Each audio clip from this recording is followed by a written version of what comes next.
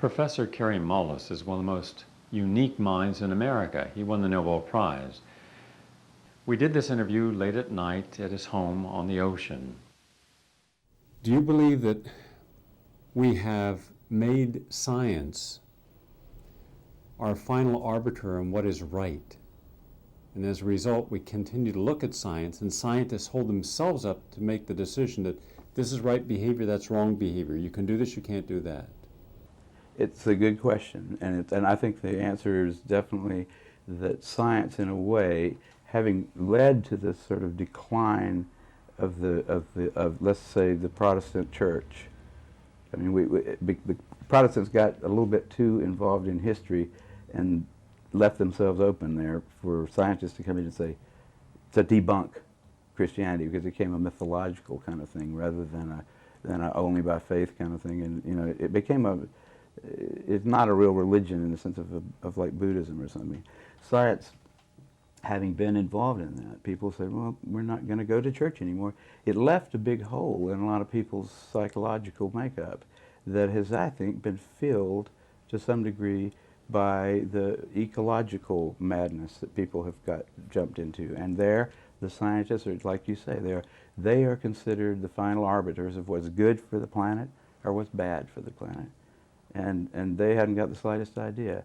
Instead of wearing white robes, they wear white lab coats, Instead of bringing you the word of God, they bring you the word of the EPA or whatever. And they don't have to understand what it is that they're making you do, in fact. And people, I think they fall naturally into it because there is a need in humanity for something like a religion, something that makes you feel a part of some larger kind of group, something that you think, in spite of your wormy little life, makes you a part of something good, something big, something that makes sense. But doesn't it also happen that when people were naturally evolving, it was necessary for them to take a responsibility for a major part of their life? If they couldn't make their own decisions about their own sense of reality in significant ways, then they would have succumbed. Today, very few people make many decisions that are really significant. If they feel something's wrong, they go to a doctor. The doctor frequently will tell them, this is your condition, and this is how to treat it. People are not questioning innate knowledge or innate healing, and as a result, we've relied upon a pharmaceutical model for all of our healing. In fact, medicine doesn't mistrust nature, mistrust the person's own ability to have their own healing experience. Well, I think people are still responsible for their decisions, and they still make them just like they always have, and they do it with insufficient information just like they always have.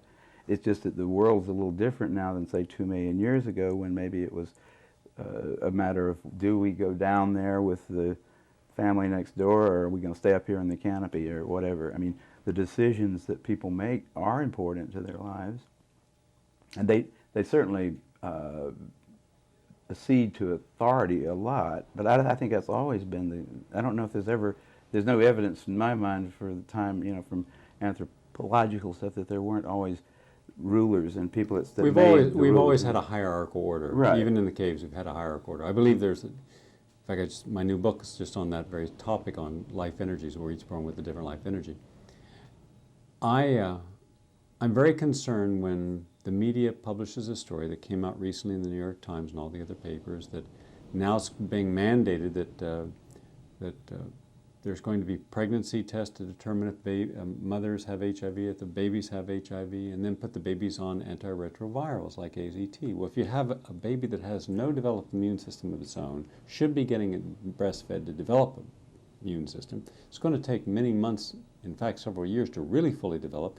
And you go and start giving a child that's completely healthy, just has an antibody in their system, and you give them a toxic chemotherapy drug, and then we are not. Is that going to be mandated by law?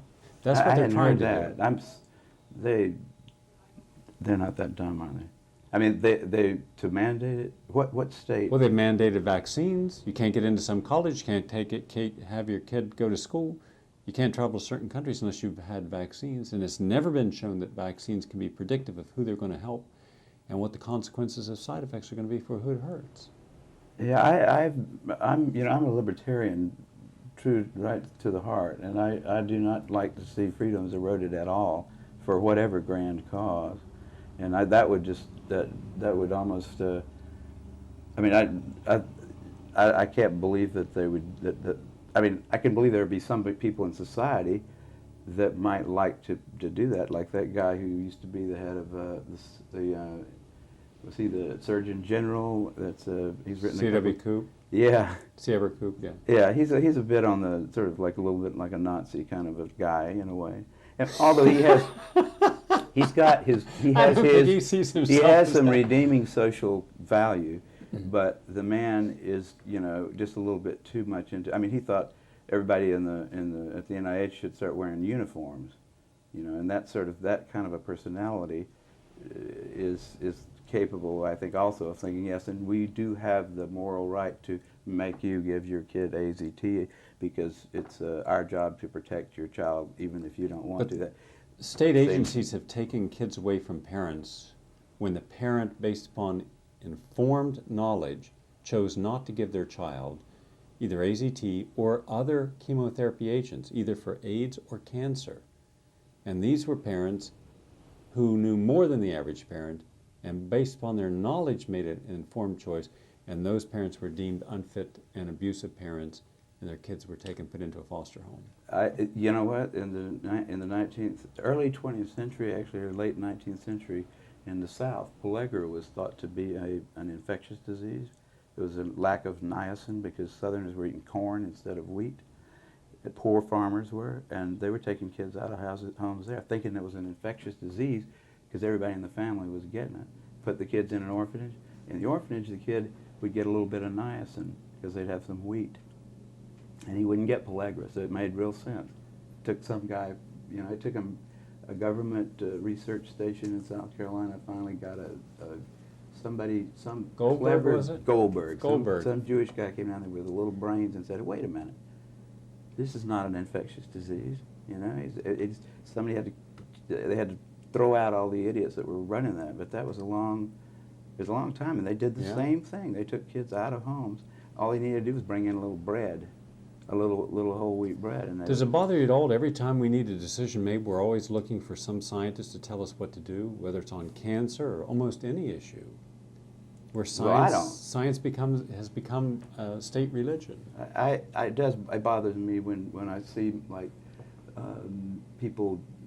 You know, my mother's a good example of doing that. Sort of just, you know, her doctors are never questioned at all, even though her son is sort of a medical person himself and sometimes disagrees with him. Because I'm her son, of course, I don't have any brains, and you know, her little physicians are always telling her weird things. Yeah, it doesn't bother me so much. I like this planet. You know, I'm not upset about it at all. I'm not a crusader. If I had my way, I would make a few changes, and I would make them slowly and carefully. I wouldn't make any radical kinds of changes. I would change science to be more, just to be a little less responsive to central authority. Make it more, like if you're going to fund a scientist for something that he says, here's what I'll do for you, you give me $200,000 next year and I'll do this. I think, well, okay, why don't you just give him the $200,000, let him do what he wants to with it. Don't make him tell you what he's doing. Don't make him convince his colleagues that what he's going to work on with it. If he's good enough to give it to him for one thing, just give it to him and let him decide, because you'll get a lot better science that way, and a lot more freedom for scientists to actually pursue their own goals, and a lot more discussion, which is a really important issue today, about what is the proper way to go about what particular problem. You know, the way it's done now is it's rather medieval, and it counts on the fact that it's not true anymore, that scientists never lie, that scientists will always be honest, and that they aren't each other's competitor, that they're each other's colleague. You know, the way papers get published, the way grants get funded, all of that stuff is like ancient. It's the structure that worked in the 17th century maybe, but it doesn't work now. It works very, very much against science, which is, I think, one of the better institutions on the planet. I mean, science is why we are sitting here with, you know, lights and stuff like that, empirical science, but not. It's almost always flourished better when dissent was expected and in fact encouraged. To have a central authority like the NIH making all the medical decisions is kind of ridiculous.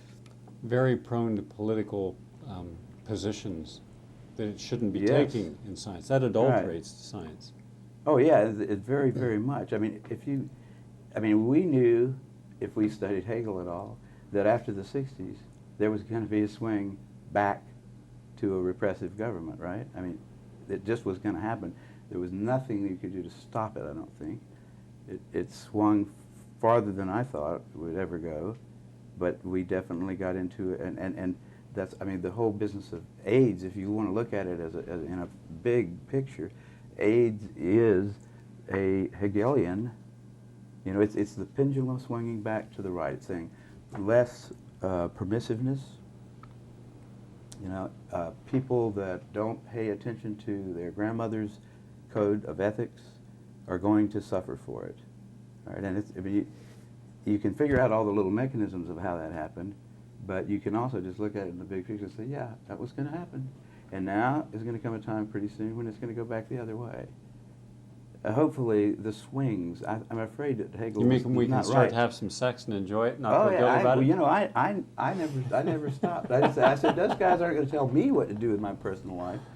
I mean, and I know enough about the details of it to where if somebody wants to debate me about it, I can do it. And I would always try to be informed before I would make that decision. But also, if you didn't know anything at all about the science of biology, and you just looked at it from a sociological point of view, you should have been ready for the 80s. It's going to happen. It always does. Now, Hegel probably, I think he had the impression that the oscillations get less and less. It's sort of a damped pendulum. It finally settles on something that's great. I think he missed there. I mean, it's chaotic.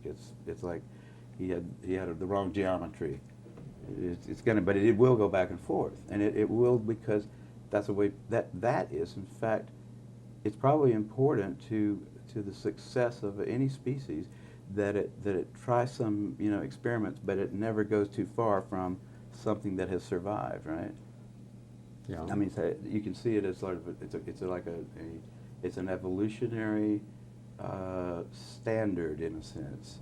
The idea that society will swing back and forth, experimenting a little bit, but then returning across some line that has worked in the past. You don't want to just keep going in one direction, because you might just end up falling off a cliff or off the edge of the earth. You destabilize basic institutional control.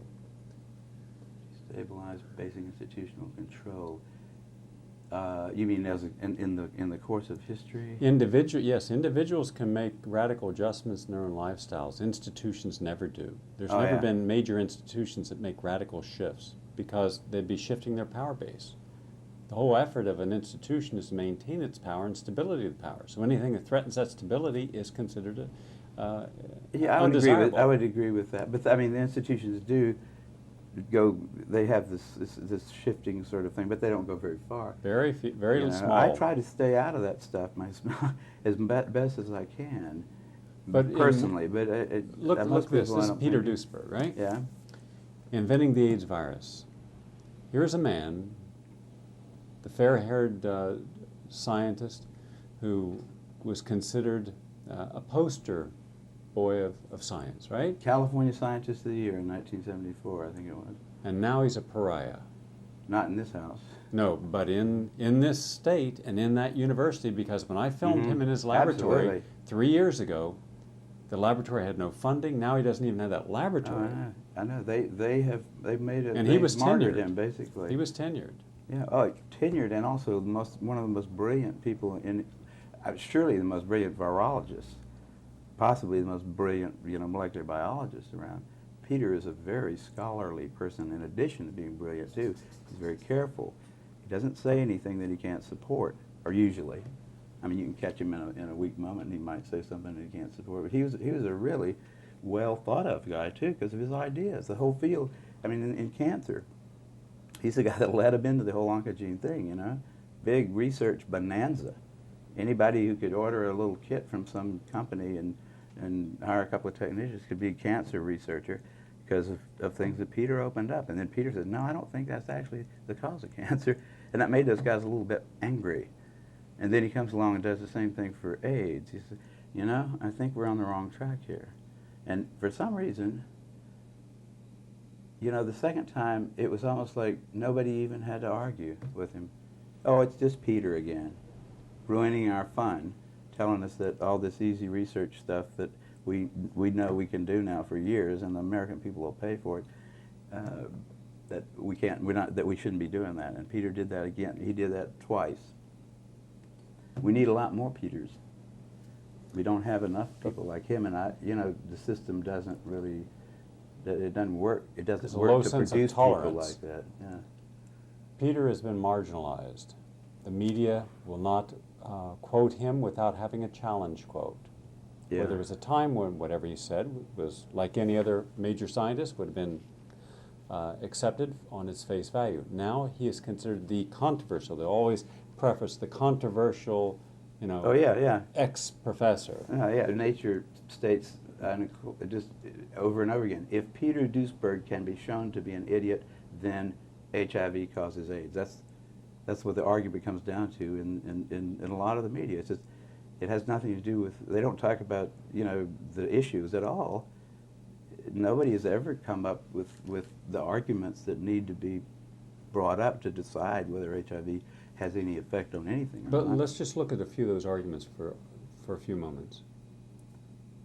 If they are right, they meaning the NIH, NCI, Gallo, Fauci, if they're right, then their predictions should be right also, that we would have a pandemic worldwide, an epidemic in America, an infectious disease, sexually transmitted, that hetero and homosexual equally be susceptible to. That's their first argument. Based upon that, everybody got terrified. You mean we could get sex, have sex and get AIDS and die? Then we put the big chill on promiscuity in any form, and then we started making accusations about who caused this and then started blaming. Has any of those initial predictions come true?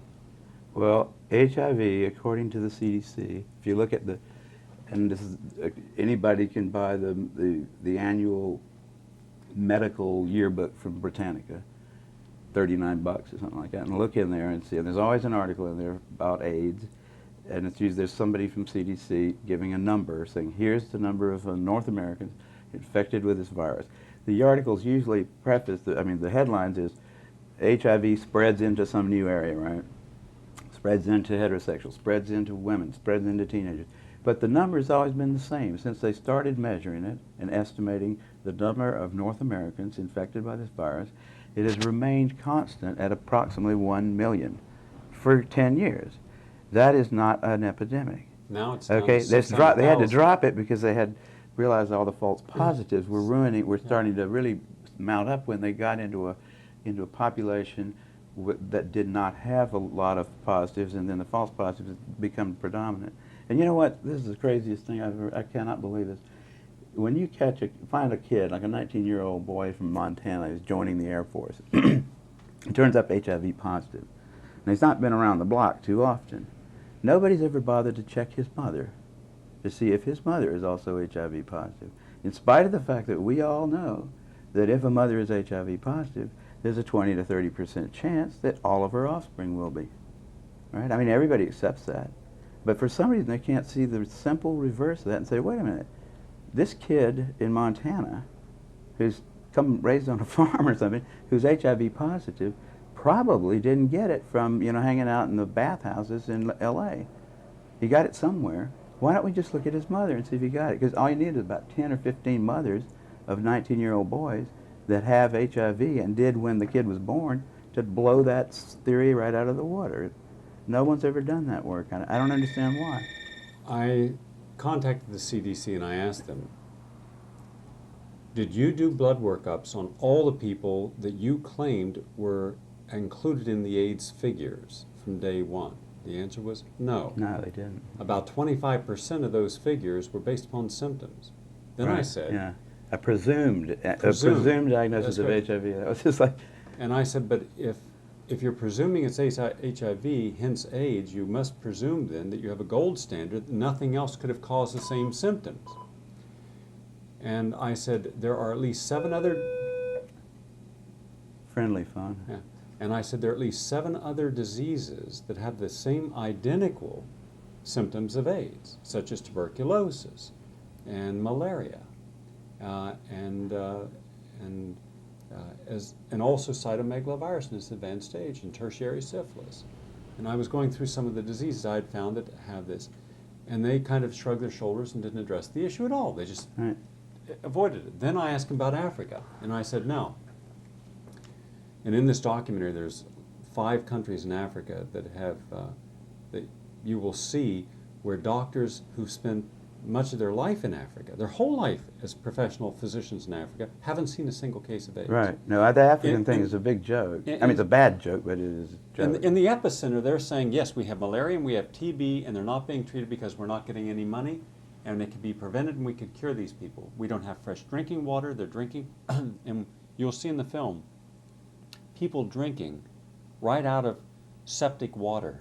Mm-hmm. I mean, you'll see human debris right on the water. They scoot it aside and drink the water. And then they get parasites and they get diarrhea. Well, if you drank out of infected feces water, you're going to get diarrhea and you're going to get tuberculosis in that environment, and you're malnourished. Yeah. And you're going to have a dry, non-productive cough, lose about 10% of your body weight, and you're going to be classified as AIDS. Right. And he says, but if we give money for AIDS, then suddenly you'll see these new cars driving through the highways here with loads of condoms and pamphlets, but not a single antibiotic to help anyone with tuberculosis or AIDS, or with the World Health malaria. Organization has totally messed up. So following the lead of the NIH, and those things. The article I read, this article about, it was a year ago, I think, in Nature, that just, I could not believe that it was in there. It had about 10 or 15 doctors with their names on it.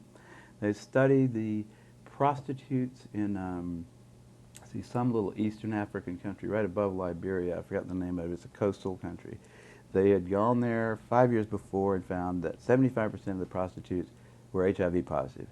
They predicted if they came back in 5 years, half of them would be dead, right? So they come back in 5 years and there's no bodies to count. There's no dead prostitutes to do autopsies on. They're still HIV positive according to their tests, which there's cross-reactivity with all kinds of things.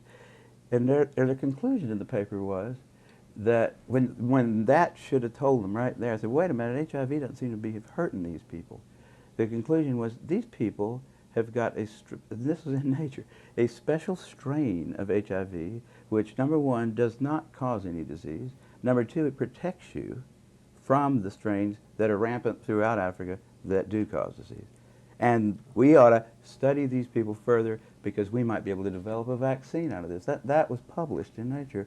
And it is on its face. I mean, even a 6th grader, I think, looking at the logic there, would say, wait a minute, these guys, the emperor has no clothes here. There's something serious wrong with the mind of these people. You know, they come in with a conclusion, and they just won't ever examine it. They don't, and when they see direct evidence that their conclusion is wrong, they just make up some ridiculous thing like that. And the WHO gives them money to come back there, and they probably have nice hotels on the beach there. But and doctors like to go on little vacations to collect blood, things like that, which don't take a lot of time, and then take it back home and study it for all year. And when they said that it was, remember about 4 years ago, they said that AIDS is now becoming an epidemic in the black community. And that all these black women, heterosexuals also, that's when it started to make its move. They suddenly became heterosexuals, but they said it was black heterosexuals. So I went into the hospitals in Connecticut, in Pennsylvania, and started contacting hospitals around the United States. Not inner city hospitals, regular hospitals. Couldn't find any cases of AIDS or HIV infected babies. I went to Hall Hospital in Brooklyn, which is exclusively inner city, very depressed, poor people, and a lot of intravenous drug users. And I spoke with in fact, I spoke with several of the physicians, including one of the head of pediatrics, and the woman said, yes, we have a lot of women who come in here who are IV drug users. They're malnourished, they've got tuberculosis, they would normally be dead if we didn't get them off the street and give them some treatment. Mm-hmm. Because normally drug users who are heavy mainline, they die. You know, Mm-hmm. they've always died. You know, they're not in optimal health. And she says, yes, the babies will be positive, and most are black. So hence, they take one hospital and they make all the statistics from that hospital as if it related to all the blacks in America. Well, you're dealing with less than 1/100th of 1% of blacks in the total country, but you make that suddenly represent a population group. And how you manipulate that statistic by not showing that it's all hospitals and it's all blacks, and that these are IV drug users. Suddenly the IV drug user becomes representative of heterosexual transmission. Yeah. I mean, and I can't understand why no one's challenging this. Well, you know, I've been challenging it, but it's not real loud because this is the first time PBS has come into my house and said, hey, what do you think about this, you know? I've had to fight really hard, you know, to get anybody. Usually I would go to I mean, until this year, when things are slowly starting to change, I think people are starting to realize this is serious, and these guys have got big woolen bags over their heads or something. They've been fooling us. They know, you know, the people that are AIDS researchers now are getting neurotic if you ask them any questions. There was a time when I first started asking questions, all I wanted was, where are the papers? Just tell me the papers that you read that convinced you that HIV was the cause of AIDS, because I need to reference those papers in some of the, I was working on a test for HIV with PCR, and I needed to write a little report to the NIH and say, here's the progress we've made. And the first line of it was, HIV is the probable cause of AIDS. And I thought that was true. This is before I got involved. And I said, what's the reference for that quote? And I looked for it for about 2 or 3 years, and I never could find it. And by the end of 2 years, I'd ask everybody at every meeting that I'd gone to that talked about AIDS, I'd ask, you know, I'd look through every computer database. There is no reference. There is nobody who should get credit for that statement. Now that's a pretty weird situation in science, where getting credit for a discovery is the most important thing in your life as a scientist. You want your work to be associated with you, especially if it's got to do with something that's so important in the world that they're spending billions of dollars on it. We ought to know who was it that should get credit for pointing out to us that HIV was the probable cause of AIDS. And probable is not a very powerful word, but there is no such person. There is no paper, there's no group of papers. They can say, well, it's in there somewhere, but it's not in there somewhere. Gallo couldn't find it for you? Gallo wouldn't talk to me, but Montagnier couldn't find it for me. Montagnier said, why don't you, first they say, look at the CDC report. Okay, they're talking about the bulletin of mortality and morbidity that comes out every couple of weeks. That's not a scientific publication in the sense of, here's the data, here's the arguments, here's the conclusions. That's just a little thing that goes to doctors and say, when you see somebody come into your office with this kind of symptoms, you report it to us because it's possibly this or that kind of thing. It's not a scientific thing. It's not where the guy that wrote that bulletin that month doesn't get the Nobel Prize for having discovered that HIV is the probable cause of AIDS. Right? I mean, it's ridiculous to quote that thing.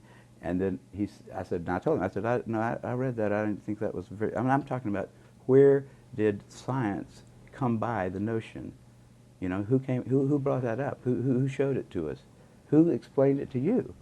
Where did you come up with the idea? He said, well, there's this SIV stuff. And I said, yeah, but that was last month. We've known this for a long time. Who is responsible for us knowing it? Don't we want to know that person's name? He walked away. I figured that was the last person I ever asked. I asked a whole lot of people in that 2 or 3 years when I was certain at first that there must be an answer. Wasn't it, I mean, you know, I was in a different field slightly. I figured the virologists had that one taken care of, but they didn't. There wasn't a soul, and there still isn't. And the more you ask them, now you ask them, you can get thrown out of a dinner party. I mean, you sit around go to some virologist's house and start talking about questions like that, or even, you know, people that aren't virologists, people that are just ordinary people that are completely ignorant of the details will get mad at you if you start talking about the fact that AIDS may not be caused by HIV. Just say something simple like, it may not be caused because I can't find any evidence that it is. these people that are being treated with AZT, a fairly lethal drug if you take enough of it, they may be taking a drug that's killing. I mean, you'd think the Oklahoma bomber is a bad guy, right? There's nobody in the United States that doesn't think the guy that killed those 200 people in Oklahoma for no good reason, shouldn't be sentenced to death, probably. I think we all agree if he did it, he ought to be killed. Now, is it not criminal, just as bad, and maybe worse, to sentence a whole lot of other people? I mean, these people, there are people dying just because of AZT. I mean, that's proven in big studies like the Concord study. The conclusion of the Concord study was, this stuff is not good for you. The little skeleton on the little crossbones, the skeleton and crossbones on the bottle says probably wouldn't be a good idea to take this stuff unless you've got a good reason to. Now, I would say that probably, there've been, I don't know how many of the people who have died, so-called of AIDS, have actually died of AZT, because it certainly would wreck your immune system to take that stuff for a few years. It's like if you started taking any other chemotherapeutic agent for the rest of your life, it would be that agent probably that killed you. When you give chemotherapy to somebody with cancer, you give them a round of it for maybe 14 days or a few days. Hopefully you're not going to kill the patient, you're going to kill the cancer. The patient's going to survive. But you don't keep giving it to him until he dies, because he certainly will. And AZT is just like those things. It's a little more lethal than most of the anti-cancer things that people take for that. Everybody knows that those things, you wouldn't want to just keep taking them until you died. Why would they? I mean, how can somebody say, take this drug? It's not making you well, by the way. It's making you feel terrible. But we don't have anything else to give you, and this is going to cost you $8,000 a year. Because someone postulated that the AZT would stimulate T cells, and then it was shown that it did not stimulate T cells, that it was, in a healthy way, that it was causing the body to have a hyperimmune reaction. I didn't know somebody thought it was going to stimulate T cells. I thought they figured it was going to kill that virus, because it's going to terminate DNA reproduction. Yeah, that's what it does. And it certainly does that, and it does that quite well in a lot of places that are not viral. I mean, it does that in normal any rapidly growing tissue, just like any other chemotherapeutic type agent. Hypothetical situation. Let's assume for a moment that HIV is the cause of AIDS, just for argument's sake. Okay. Right? How many HIV cells are there generally compared to healthy cells? You mean how many cells are infected by the virus in somebody that fairly... Yes. The numbers vary wildly around, all kinds of... I wouldn't ever... I mean, there used to be a time when people said 1 out of 10 to the 4th, then they went to 1 out of 10 to the... There are some papers that say 1 out of 10 and 1 out of 100.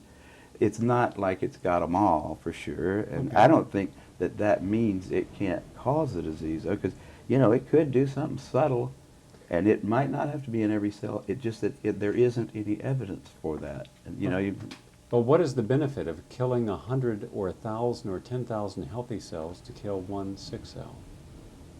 Well, if that one sick cell had some property about it that was going to get you.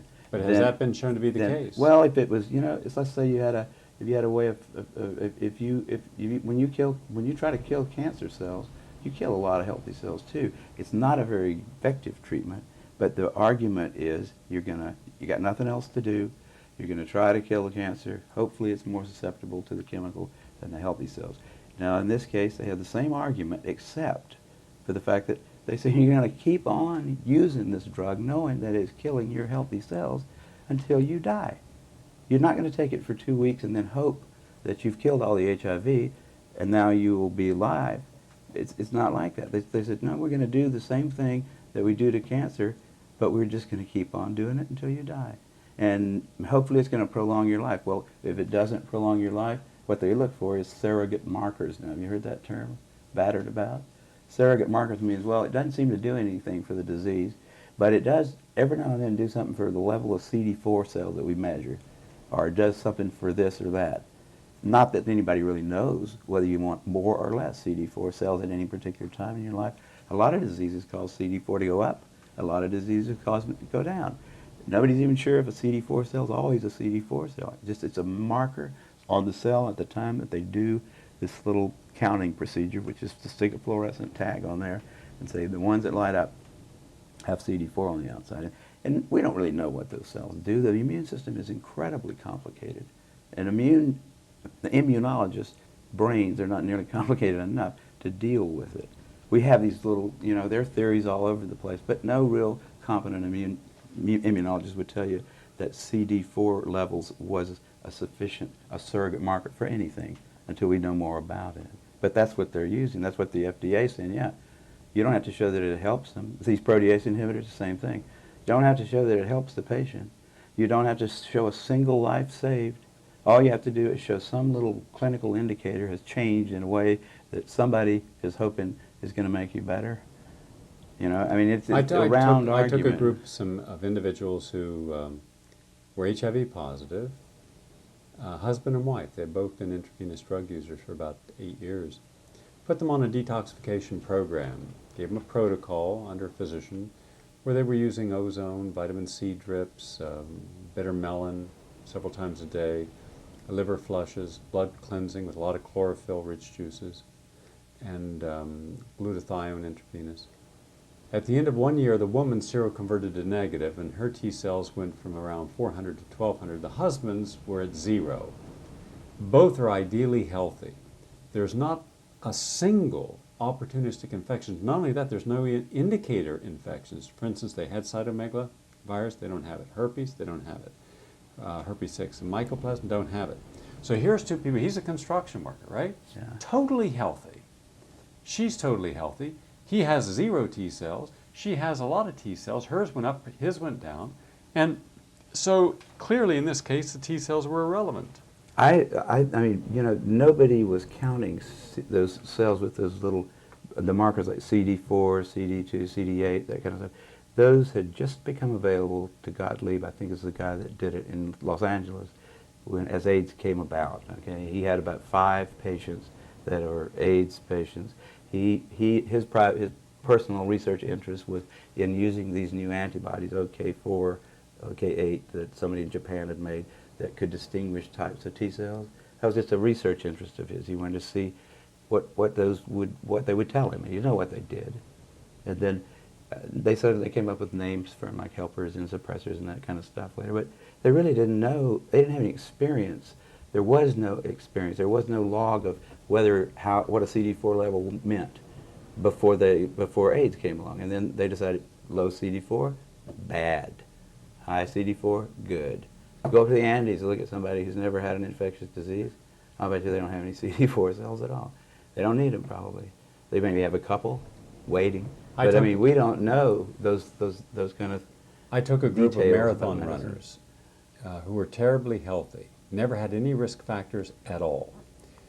Vegetarian, and they were running a marathon. All of their CD4 cells were very low. In fact, so low, even though they were totally healthy, getting ready for the marathon, that had they gone in with any kind of experience of a symptom and someone measured their blood, they'd have said, oh, you're a candidate for AIDS. Mm-hmm.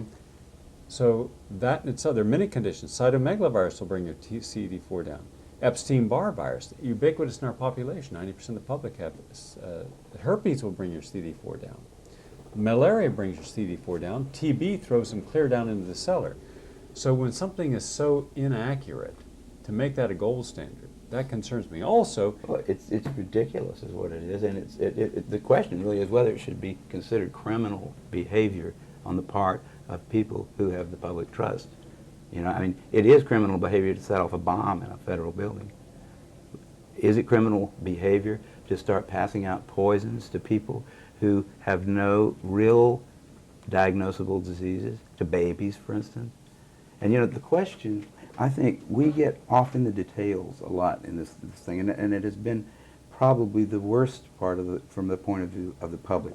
There's only one real question that's relevant, and you don't have to think about CD4 cells, you don't have to think about all these other diseases with Latin names and stuff. You have to think about one thing. Who is it? And where is the paper that he wrote it down in who figured out that HIV was the cause of AIDS?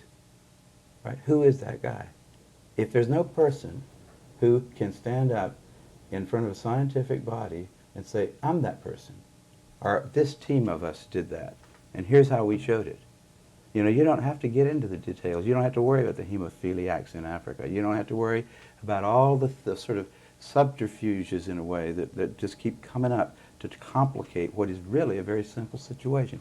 Here we have a bunch of people that are definitely sick for some reason. It's likely that their behavior was so radically different than the behavior that had gone. It was an experimental kind of behavior in a way. It's not unlikely that they would have some kind of problems, some health problems. People stop sleeping and eating. People start using all kinds of substances instead of food. And they're associating with the world is getting more and more densely populated, and we're spreading more and more diseases around. It's not totally shocking that those people should come down with some diseases that'll kill them. So we don't need to postulate that there was an infection going on, since nobody actually did show that there was. What's the fuss? Why do we have to even think about CD4? Why do we have to think about, you know, all the details that they keep mercilessly bringing up? Why do we have to think about the whole genome of this little organism that has not yet been shown by anybody definitively, or even really probably, to cause a disease? What is it? What is it about humanity that wants to go to all the details and stuff and listen? You know, these guys like Fauci get up there and start talking. You know, he doesn't know anything really about anything, and I'd say that to his face. Nothing. The man thinks you can take a blood sample and stick it in an electron microscope, and if it's got a virus in there, you'll know it. He doesn't understand electron microscopy, and he doesn't understand medicine, and he should not be in a position like he's in. Most of those guys up there on the top are just total administrative people, and they don't know anything about what's going on at the bottom. But the simplest person on the planet can say, well, if we know that this disease is caused by HIV, how do we know that? Who figured it out? Is it in the Bible, you know? Or is it in the Journal of the American Medical Association? Is it in some place where we can all look at it? That's what science is supposed to do. It's empirical science. That's what we do. I ask, I think, a more fundamental question. If you're saying that HIV, not you, but rhetorically to the scientific community, saying HIV is the cause of AIDS, then are you saying that HIV by itself is the cause of AIDS? They say yes. Then I say, show me where any study has ever been published where HIV by itself has caused any illness at all. Now you're saying it causes 29 illnesses, including Kaposi sarcoma. And I say, show me the evidence that in the absence of any other risk factor, any other antigen, HIV causes Kaposi sarcoma. I think they've given up on Kaposi's, haven't they? They can't. You can propagate Kaposi's in mice, and you don't happen to get HIV following it. Yeah. But I mean, that one is probably an alkyl nitrite kind of a problem. I think even Gallo himself. But that was originally what they hung the hat of AIDS on. Oh yeah, sure. Kaposi's and then pneumocystis. Those were the 1-2 combinations. And you can get pneumocystis. You know how you give pneumocystis to a rat if you want to? Put him on a low-protein diet and give him some steroids for about 6 weeks, and he'll get pneumocystis. These guys were doing that same thing. Low-protein diet and a lot of steroids. I mean, all kinds of steroids. And that's the known way. I mean, that's what the people that study pneumocystis, that's the way they produce a rat model for pneumocystis. It's like, but you don't, again, like I don't think it's worth my time to worry about the details in this thing, because the really big fact is missing. Why do we think, just because Bob Gallo gets up, takes his sunglasses off and says, gentlemen, you discovered the cause of AIDS. That's all we have. New York Times article, CDC report, that's all we have. That's not enough. That's not enough to you know, that is not sufficient to like publish even a meager little scientific paper somewhere. That isn't enough for scientists to believe some inconsequential fact about some star 50 light years away. You know, that's certainly not enough to treat at the cost of billions of dollars a year, and at the cost of a lot of lives and anguish and just destroyed. You know, lives have just been totally ruined by this thing, on the basis of some flimsy little statement made by a guy who's known to be a crook in lots of other ways, He lied about a whole lot of other stuff. Why we trust him there? If he was a witness in a courtroom, we wouldn't trust his testimony. We've caught him in too many lies. So you don't trust him anymore. We don't trust. We don't trust Gallo. We don't trust him. Nobody should trust Gallo. Gallo's been caught too many times making up stuff. Okay, who do we trust? Fauci. Fauci doesn't know enough to, you know. If Fauci wants to get on television with somebody who knows a little bit about this stuff and debate him, he could easily do it because he's been asked. I mean, I've had a lot of people, president of the University of South Carolina asked Fauci if he'd come down there and debate me on the stage in front of the student body because I wanted somebody who was from the other side to come down there and balance my, because I felt like, well, these guys can listen to me, but I need to have somebody else down here that's going to tell me the other side. But Fauci didn't want to do it. He didn't want to talk about it. Based upon the HIV equals AIDS hypothesis, they didn't give us the test. Now, they didn't give it to us, they sold it to us.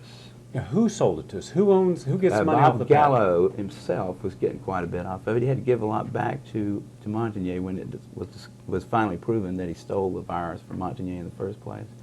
But Montagnier and the Pasteur Institute are getting $1, I think, or so every time that somebody gets an HIV test. Is that test a gold standard? Will it only identify this HIV virus? If you get it twice in a row, you have a pretty good chance of getting a plus one time and a minus the next. I mean, it is not. It's nothing more. Even if the virus were a deadly virus, we wouldn't want to use that test to test it.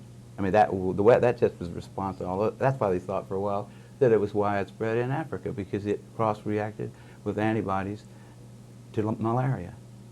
You know, that was the big, and they never went back and said, you know what, we just made a mistake there because we couldn't find the HIV one in the first place when we looked for it.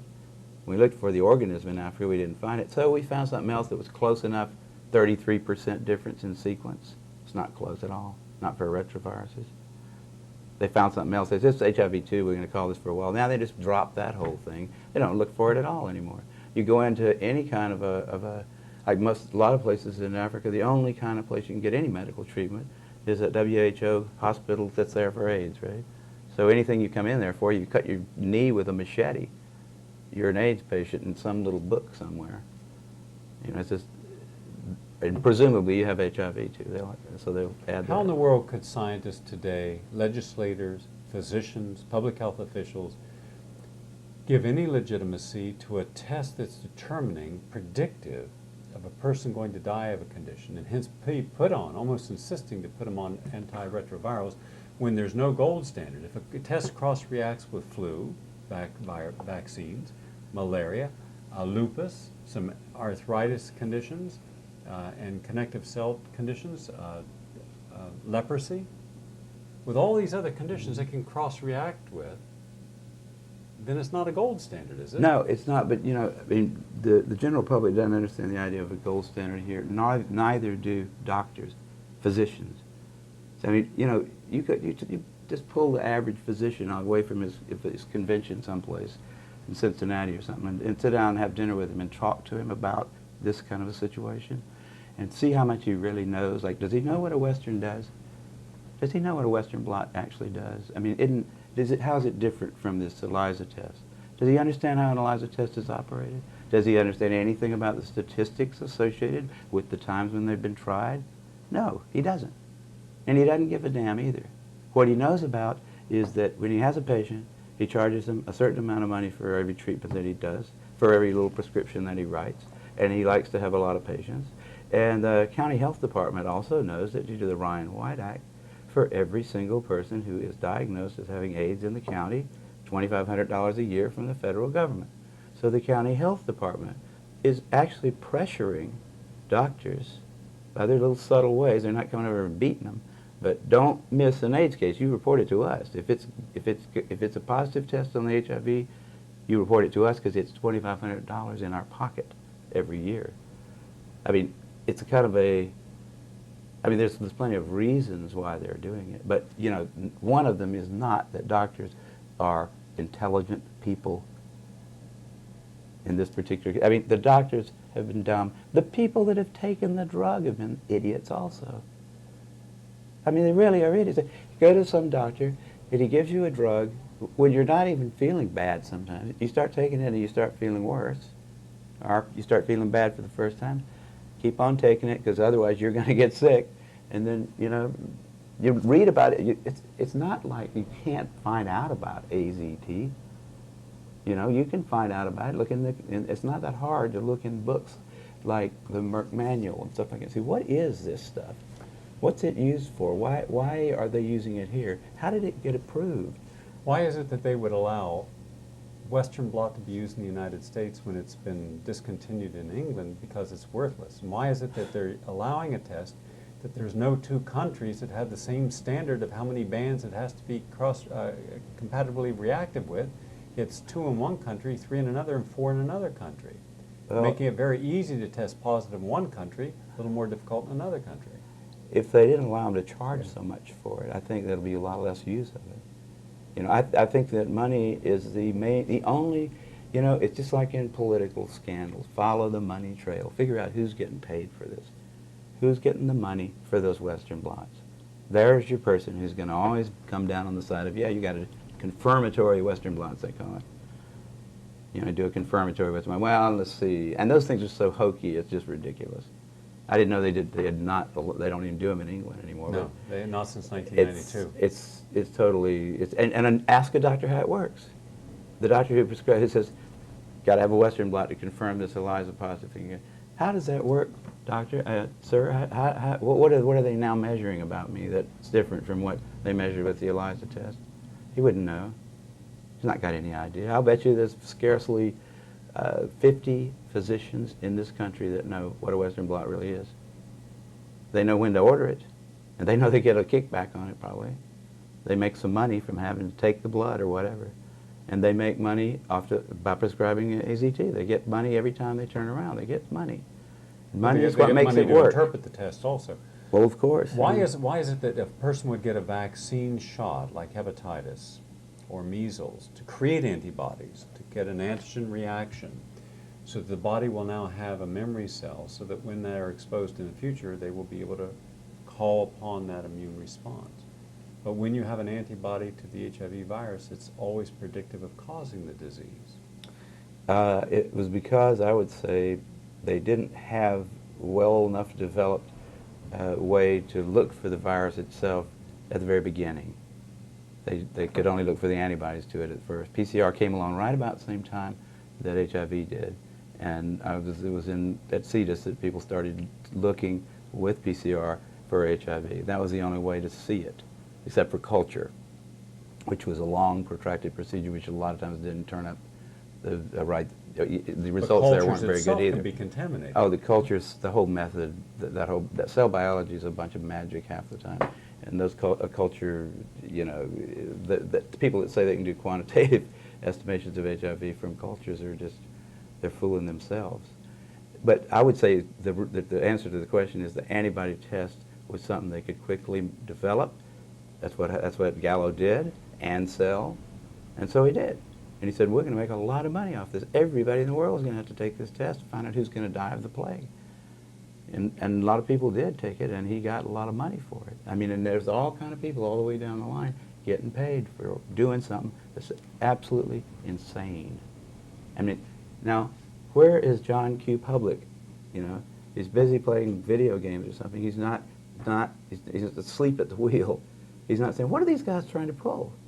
I thought antibodies when I was in high school were good for you. Isn't that what cures your diseases? And if we're going to make a vaccine for this thing, isn't that going to make antibodies to it? Wouldn't that be the way a vaccine would work? So if you take a vaccine for HIV, you get AIDS, don't you? Yeah, antibody gets an antibody. It's like ridiculous. If we had a vaccine out there widely used, then everybody that had taken it, we said, well, let's see, how do you tell whether they don't have it or not? But you're talking about 100,000 scientists who are making $6 billion this year, more than on cancer and heart disease combined. Mm-hmm. You'll have probably 5,000 to 15,000 studies written and published over the next 1.5 to 2 years on this phenomena. Everyone wants to be a part of that action. Why is it there's only a small handful of scientists like yourself and Gilbert and Duisberg who are willing to challenge this? What makes you different than 100,000 One thing that people? makes me different is I don't have to answer to anybody for money. See, I don't work for some organization like that Tony Fauci happens to be the head of. Like a lot of people, like Duisberg, had the intellectual integrity, knowing that he was going to catch it, knowing that they were going to just have a heyday pulling his grants. He went ahead and said it, and he's been martyred. Okay, they couldn't touch me because they weren't paying me. They can laugh at me. They can write stupid little articles in Nature, but they'll learn eventually to feel foolish about having done that. I know that's going to happen. Duisberg knows that one of these days, these idiots are going to have to face the music.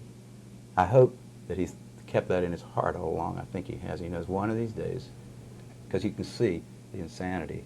You know, and when they make stupid comments like John Maddox one of these days, John Maddox is going to have to, you know, eat it, basically, because he's been just personally, without Maddox doesn't know nothing about biology. He doesn't barely know anything about physics. I know more about physics than he does. He considers himself a physicist. He writes these dumb little editorials and stuff like that. And then these stupid personal attacks on Duisberg seem to be like scientifically justifiable somehow to the editor of the foremost scientific, or what used to be the foremost scientific journal in the English language. It's not anymore in my eyes. I still take the thing, but you know, I just look through there occasionally. I don't read it with seriousness to find out anything anymore. Does it bother you that there is censorship in scientific publications and even in the major media? Yeah, it bothered me when Nature rejected, right after I got the Nobel Prize in chemistry, man. I can't even write a short 4-page hypothesis about what might, in fact, be a probable cause of AIDS. A hypothesis that was a useful one because it suggested a way to disprove it or prove it. You know, that's what a hypothesis is for. It's to sort of suggest experiments that will try to disprove the hypothesis, or if you can't disprove it, you start slowly accepting it. And so Lancet, Nature, Science, those people say, we don't need a hypothesis directed at understanding what might be causing AIDS. We already know. And I call back the editors and I say, no, wait a minute, this is, you got to, like in Lancet, there's got a section called medical hypotheses. That's a type of an article you can submit. I said, this is a hypothesis. This is a very good hypothesis. Not only can it be proven or disproven easily with rats or mice, but if in fact it shows, if it turns out that this does cause AIDS, you'll have a model system, an animal model system, which would be worth billions of dollars to the pharmaceutical industry. You know, it was a beautiful little hypothesis, cute little thing. It wouldn't have taken a lot of work to prove or disprove it. But and it wouldn't take any work to publish it, but not anybody would touch it. You know, I finally published it in some kind of, I think Genetica finally published it, and it may or may not be the cause of AIDS, but it the fact that that you can't hypothesis? Even it's a sort of a variation. I thought a clever one on the idea that you have overloaded your immune system. These people, if you think about time in terms of evolutionary time, and you see the population of humans growing like it has, the chances of you getting a human virus today are a hell of a lot higher than they were, say, 10,000 years ago. And it goes up in a funny way. If you are hanging out with let's just say that there are an infinite number of retroviruses in the world, because they're changing so fast you couldn't really count them. Okay, so there's a number of retroviruses that's basically a function of the mass of human flesh, human retroviruses, and also it's proportional to how much that flesh interacts. So as it starts to get dense, more and more people are in your life, you got more and more chances of getting retroviruses. Now they all might be harmless. The chances are good that they are, because they're just barely alive. But if you hang out with 1,000 people a year in a way that would maybe allow you to get some or most of their retroviruses, and they hang out with 1,000 people a year, and they hang out with 1,000 people a year, you're hanging out with a fourth of the human race. You're getting all the retroviruses from all over the planet. Now it might be that none of those things by themselves is going to hurt you, but we know that some of them do grow in your immune cells, right? And they come in at very low multiplicity. You don't make an immune response every time you get a retrovirus inside of you somewhere. But if you have a cell in your immune system that has a retrovirus in it, and you promote that to clonality because it's going to be a part of an immune response, that cell, then the retrovirus will definitely escape.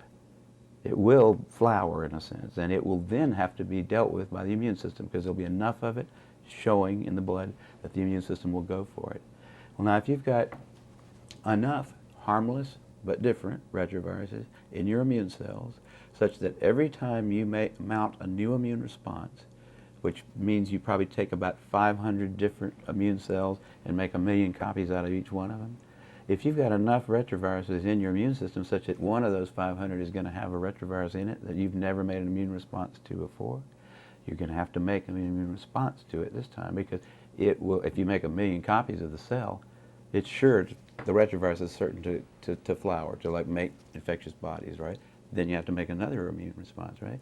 It's called a chain reaction. See, it's all you have to do is have enough retroviruses in your immune cells, and we know that they can get in there, right? And we know that there's an infinite number of them out there. And we know there must be some level of contact with humanity that will cause you individually during your life to accumulate so many different retroviruses in your immune system. In the real risk group, which is the people that were undernourished, the people that were exposing themselves to a lot of other humans in environments where viruses could be easily passed around, if they were, I mean, there's a whole bunch of things about those guys that was different than normal people. Once they got outside of the inner city homosexual IV drug using population and started sampling kids going into the Army at 19, that's when the latency started going up fast. Because they should have said, uh-oh, it's not got anything to do with HIV, does it? Because the thing's not going to change like that on us. Also, it was very interesting that they predicted approximately 1,000,000 North Americans were infected in 1984, I think it was, and it stayed the same right on through 1996. That's not an epidemic. The number of cases reported went up epidemically, you know, exponentially, because the number of tests that was done went up exponentially. I asked, the first time I ever saw one of these CDC graphs, it showed this thing going off the page, and I went up after that and I said, how did you disentangle I mean, did you divide the number that you've got here by the number of tests that were done? I mean, can we believe that this line that you've drawn here about number of positive tests reported, is that really indicative of the spread of this virus? Is the virus getting, is there being more of it, or are there more tests? If you divide by the number of tests you do, you don't get any kind of a curve going up. It's just, how many doctors knew about HIV in 1983? 2. How many knew about it in 1985? Say 500. How many knew about it in 1986? 40,000. So that's where the curve came from. How many tests were done? Same thing. How many tests? They could have just said, how much money did we make off of HIV this year? And they could have plotted that, and it would have looked the same. You know, and they could have said it's an epidemic because we're making more and more money off of it every year. But does it bother anyone that we haven't had an epidemic, that it's not in the heterosexual community? It's still in the same basic risk groups, and the risk factors that caused it back then are the ones that are indicated today from all the people I've interviewed. Well, the only person I know of who's changed their mind on this issue is my mother. She finally said, Kary, you know what? You were right. Because I told her a long time ago, I said, Mother, quit worrying about my sexual habits, okay? There's a couple of diseases that you can get by having promiscuous sex life. They're both curable by penicillin. And there's nothing out there that's fatal and deadly. And in fact, sex is probably pretty healthy. It's something we've been doing as a race for a long time. You know, it might be very unhealthy to go for long periods of time without it. We don't know that. But we do know that the venereal diseases that are around can be cured now. So what's the big scare, you know? And she's, well, AIDS, I said, but it's not shown to be. So she's finally, I mean, I don't know anybody else who's actually come across. I mean, but I don't know everybody who's thought about it, but I feel like a lot of people are starting to learn. But a lot of people will be just like, it'll be like trying to get a Catholic to give up Catholicism because somebody has proven that they can make a vacuum, and inside that could not possibly be a God because it's nothing in a vacuum, right? That was a 17th century issue that the church raised. If AIDS is supposed to be an infectious disease, then why does it not represent the same model of behavior as any other known infectious agent? Well, now, it could be that it's absolutely unique. I mean, Flossie Wong Stahl thinks so, you know, but I I found that kind of, it is not, on the other hand, necessary to have a plausibility argument for something that you've got proof for. If I could show you that it did cause AIDS, then you could ask me that question and I could say, I don't know why it does it that way, but it does cause it because here's the facts. You give that stuff to somebody who doesn't have AIDS, he gets AIDS. Or some experiment that showed you definitely that. Yeah, but you can't show me an animal model. Well, I can't do that, can I? Because if every damn chimp that's ever been injected with it, it's lived in the chimp for a while. Chimp gets rid of it, makes antibodies. By definition, the chimp's got AIDS at that point if he starts to, like, if it gets uterine cancer and it's a female chimp, he's now got AIDS. But none of those chimps died of AIDS. I mean, they're still alive and happy. There's no evidence. But if there were evidence, see, if there were, this is one of the things I think, if I could produce evidence that HIV caused AIDS, it could cause it by some weird mechanism that we never heard of. Totally implausible. But if you're completely saying, new but, biology. okay, It wouldn't matter if I had evidence, but there isn't any evidence. But if you're suggesting, for instance, as Fauci suggested, and Gallo and all the rest, that it's sexually transmitted, all right, I went out and I charted for the last 5 years the prevalence and increase of sexually transmitted disease: chlamydia, syphilis, gonorrhea, herpes, and papilloma, and trichomonas. I then charted in the same risk groups AIDS, HIV infection.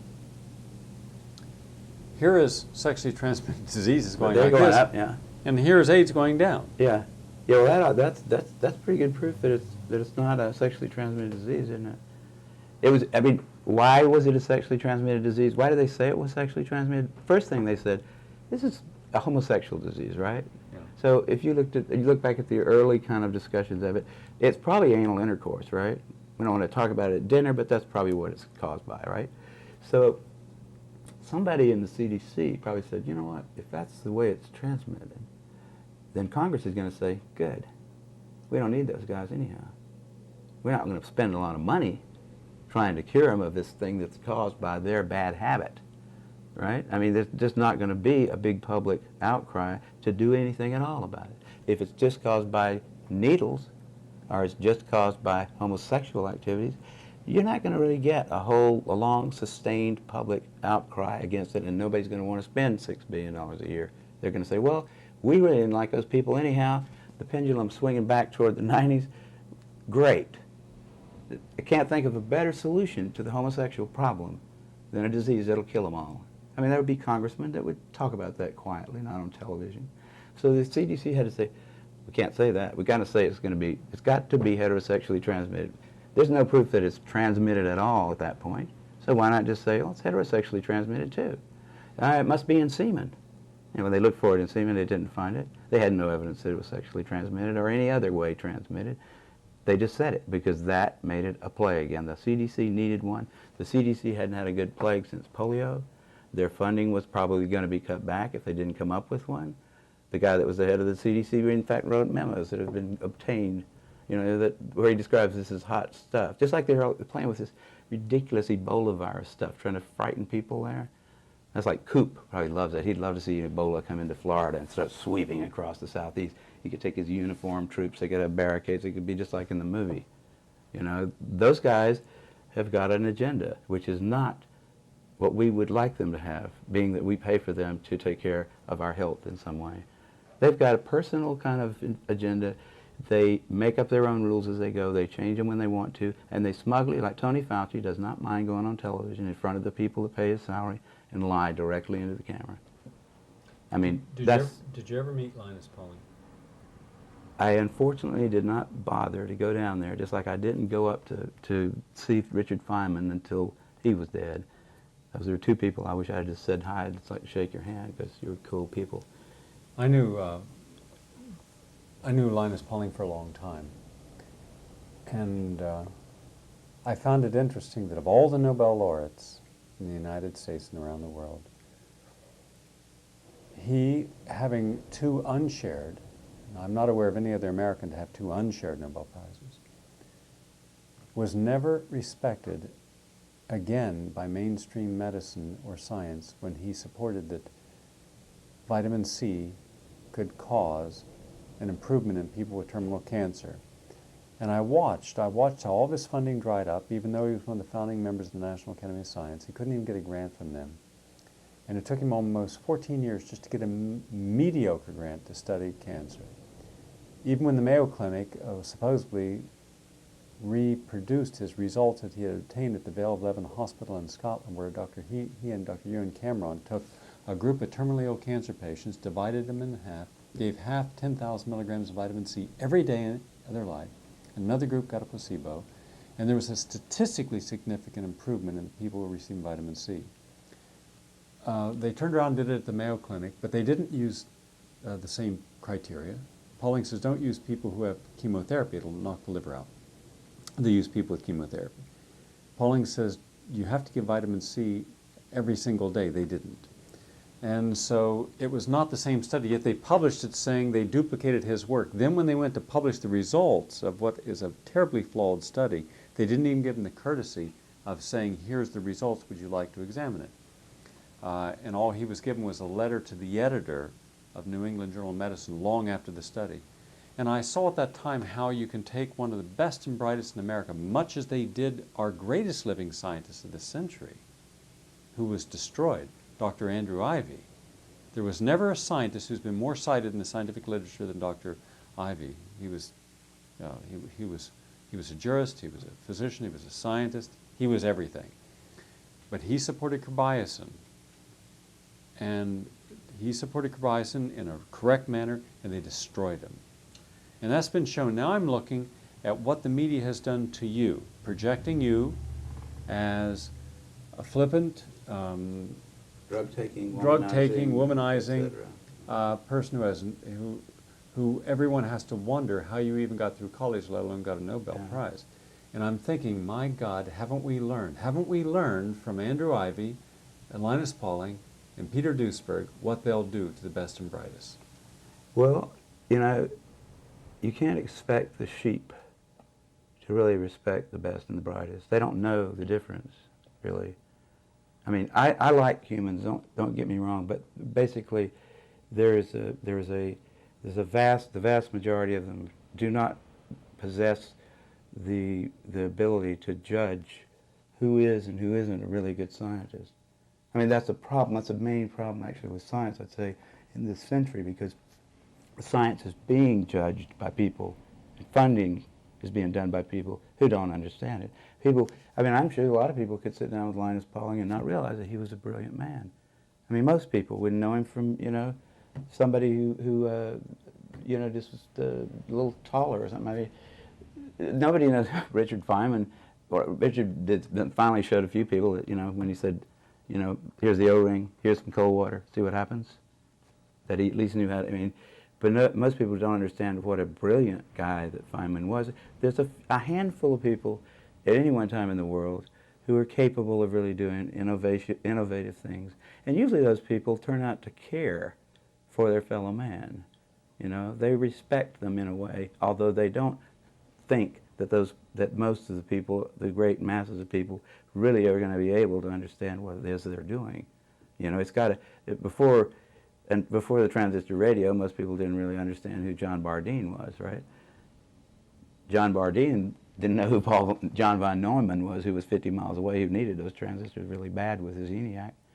I mean, there's not a lot of specialized scientists. You don't expect everybody to understand what it is you did. I don't expect my mother to really understand how clever PCR was.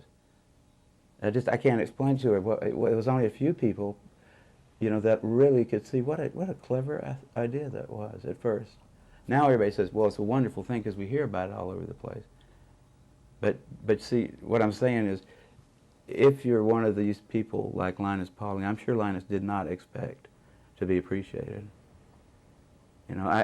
I find the scorn of the masses to be sort of a, I mean, if they love you too much, you're probably doing something wrong, don't you think? I mean, the guys that if they're willing to elect a president who lies right in front of them and says, "I just put it in my mouth, I didn't inhale it," and by the way, Mr. President, it's illegal to have it in your mouth too, whether you inhale it or not. but somehow people say, well, that's such a clever way of getting around that issue. Wasn't he? He's a real diplomat, right? He's a lying bastard, is what he is. But we elected him. You know, there wasn't a whole lot of other possibilities. There never is. But that's the kind of people that you don't expect them to know whether Linus Pauling would be. You know, Linus's first paper about that business of ascorbic acid is all it took to convince me, just the theory.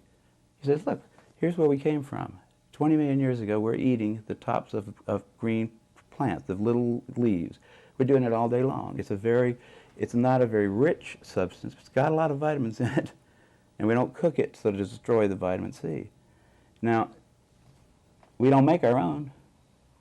We got used to getting it from those leaves. When we come back down the tree, maybe we need it. You know, maybe we don't need it. But it's probably a good chance that, you know, you ought to look into it and see if you do. Because you change your diet drastically. And the vitamin C is one of those things, is, you know, the vitamin, you cook your food and you lose it. It's not stable to heat. I immediately started taking vitamin C, and it tastes pretty good. You know, and it doesn't hurt you unless you take, if I take more than 5 grams a day, I start getting diarrhea, so I don't take any more. But the fact that it won't hurt you, and that there's a good chance that it does something some very smart people say it's very good for you, and they have good reasons to say that. I'd say it's worth you know, it's worth the money that it costs. I take a lot of vitamins just because there's a good chance that our diet right now is not really optimal for our body. It would be unusual if it were, because we've changed our habitat completely, and it takes a long time for biochemistry to catch up with animals. They're fast. You know, they don't just sit in the same spot all the time, and we have to think about it. We're animals, and we are changing our behavior all the time. We might just need something from our last environment, and that one seemed to me like pretty simple, reasonable, that was a good idea. That's all it took from me, and then he had all kinds of data. But if he just said, take this poison here till you die, because I think you need it. I mean, that's what the CDC pulled off. Take this poison here until you die, because I think otherwise you might die. What do you say to the American public about stopping believing in the myth of AIDS? Well, in the first place, I would say, don't think of it as a belief. Science isn't a set of beliefs. It's not like Methodists and Catholics. Those people, Methodists and Catholics can believe whatever they want to, and they say, I will believe it. I'll stick by my story till I die, right? I'm a Methodist, pure and simple. That's okay for that kind of stuff. Scientists are not supposed to believe anything. Scientists are supposed to have some evidence that leads them tentatively to some conclusion or to some action. They're supposed to be able to show that to other scientists, any interested person, in fact, who's willing to understand what it is that was used as evidence, should be able to say, yeah, I agree with that. That makes sense, using rules of inference that we've used since Aristotle. Okay, and it's not complicated at all. You learn it in the 6th grade. Most scientists forget it pretty quickly. But science is not a set of beliefs. I mean, there's only one belief in science that you have to retreat to commitment at a certain point. You have to say, we do believe that if A implies B and B implies C, then A implies C. And we do believe that if P is a proposition which is true, then not P is a proposition that is false. That's all we have to believe in science. The rest of it is tentative, awaiting further study. And almost every single thing that is considered to be a fact in the 20th century, in another 200,000 years, will look very silly. You know, if you just picture yourself being a real bright Egyptian mathematician and thinking that you really understand math, and then see what you'd look like from the point of view of somebody in the year 2000. Did you really understand math? Nope. Was any of it right? Nope. It was all wrong in just a little way here, a little bit there, there were things wrong with it. I wouldn't be surprised if 200,000 years ago from now, Aristotelian logic turned out to not be. You know, it's already starting to look kind of funny because of quantum mechanics. Sometimes things are true and not true at the same time. Sometimes effect precedes cause. Time isn't quite what we think it is either. Nothing is certain in science. There's no room for beliefs. Beliefs are for things where you want to have a belief that helps bolster your courage in something in order to act, So that's what religion's for. You know, there you say, I'm going to believe in something that's going to help me to get through this mess out here that I've got to get through. And I'm going to do that because it's useful for me to believe that. And the harder I believe in it, the more powerful I get in a way. Especially if I want to start bossing a lot of people around and I can get them to believe the same thing. But that's a belief. The difference between that and science was established clearly, at least in England in the 17th century, by the Royal Society, the founding of the Royal Society is still around now. They probably don't remember this, that same bunch of assholes, the people that won't accept my papers anymore. But they said there's a big difference between empirical science. Empirical science is something that can be done in front of other people. You can show it on a stage. I can do my experiment in front of anybody who is interested in seeing the results, and we should all agree on the results. We don't have to worry about why. You know, we really don't. We don't ever, if you why long enough, you'll always come to a big because. And you won't be able to always know. But you can know what you showed. You can say, if I take this ball and I roll it down an inclined plane, it rolls down at a certain rate. It has to do, I think, with some kind of force we're going to call gravity. But I don't have to really know why it does. I can just show you that it does every time. We can make cannons that will drop balls on people's heads with the same principle. It works. I can show you that it works by making the cannon. I can show you by repeating the experiment. I don't have to know why, and I don't have to believe in balls because I can throw one at you. You know, I don't believe in them. They are there because I can pick them up. I have them in my hand. I don't believe in science. I don't believe in polio. Do you believe in polio? I mean, we are under the impression that there was a disease called polio, that it caused certain, when it got into your brain, it was terrible for you, and some people died from it. We have evidence for it, but we don't believe in it. It's not in some church somewhere. And if somebody came along 100 years from now, studied the whole thing and said, you know what, there wasn't ever a disease called polio, it was a mistake. It was something else. It wasn't a disease. It was just, you know, I mean, then you change your mind about it in science. You're always ready to have your favorite theory proven wrong. And if you're not, you shouldn't be doing science. In fact, most of the people that are doing science shouldn't be there. Children should not be encouraged to go into science, by the way. Children should be encouraged to avoid it unless they just can't stand not being scientists. It's not a wonderful area where everybody is happy and heroes. There are very few of us that get the chance to go over to Stockholm and pick up a prize. It's a hard job. There are a lot better jobs for people that have belief systems. I mean, if you want to believe in something, you can be a lawyer. You can believe in law. There's a lot of places in law where you can believe. It's okay. You can be in church. You can be a church person. You can believe there. You can be lots of other professions. You could be in real estate where you believe things. You don't do too well in real estate if you use too strict a belief system, but science is a place for people that just are too ornery to believe in anything. They say, show me. Show me why you think this is one way.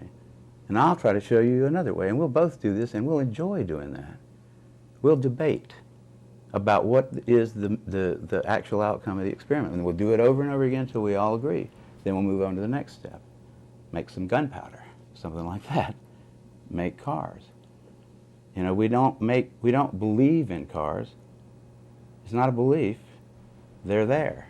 You can get run over by one. You don't have to believe in them. We believe in things like God. You know, the Catholics have sort of forgotten that, and that's why they sort of took a hit by science this last century. It's a belief thing. It's faith. That's totally different from science. It's silly to hear people saying, you don't believe that HIV causes AIDS? You don't believe that? I mean, it's just a word, but it's a very, very important distinction, I think, that you know, that's why it's become a very emotional kind of thing, because people actually, they get personally committed to what really is a body of evidence that can be analyzed, you know, by lots of people, and at this point there's so much of it out there, nobody can really analyze it, all of it, but nobody can write a review of it that says HIV causes AIDS because of this. You know, if a postdoc were to write a review of their literature that showed without much doubt that HIV was the cause of AIDS, that guy would be famous. Now there's 100,000 guys out there who had the opportunity. 10 years has passed. We've been waiting for this star postdoctoral fellow to distinguish himself forever and get a lifelong grant from Tony Fauci, but he hasn't shown up. No one has bothered to write a definitive review. Any journal would take it. That right there proves that HIV does not cause AIDS by induction. Then what have we seen in the photograph? Have we photographed AIDS? Do we have AIDS in a test tube? Because if we haven't proven HIV causes AIDS, then can we show that what we're calling HIV is an actual organism? Nobody has actually purified HIV. There's no little bottle of HIV anywhere on the planet that's just got HIV in it. They have cell lines that they think that it's growing in. There are a lot of people that think it's not even there at all. But I mean, I wouldn't doubt that it's there. I think anything you can imagine is there somewhere. You know, but whether it's there or not is not the question. The question is, does it do anything with regard to these set of diseases that we've now called AIDS? And it's such a tangled web of madness by calling all those things AIDS, by just making it more and more and more complicated to figure out what causes what. See, it's like, that's not the way science works.